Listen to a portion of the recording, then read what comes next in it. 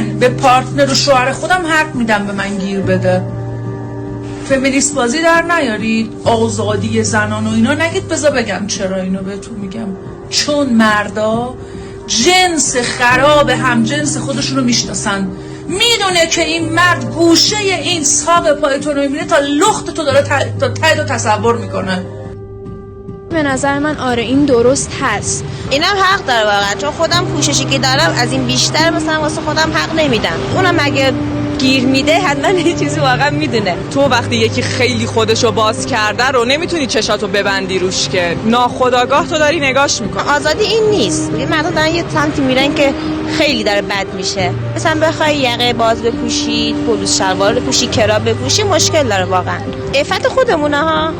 داری شخصیت خودتون میاری پای. این برمیگرده به فطرت و ذات آقایون.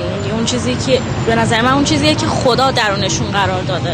به نظرتون حجاب برای کنترل این نگاه ها خوب نیست؟ خوبه. آره تاثیر داره. موافقم. اگر بخوایم راستشو بگیم این تاثیر داره بله.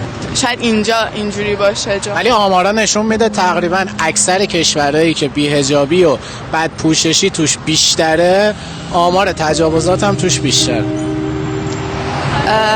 من یه لباس دیگه بپوشم و کل بدنم مشخص باشه، خب معلومه مثلا چند نفر خیلی بیشتر به من تیکه میندازن. پس اگه باز سر بری تیکه بیشتر میشنوی، نگاه های بدتر رود بیشتر. بله جورایی. چرا خودت رو سری سرت نمی کنی یا یه لباس بهتر نمیپوشی؟ خب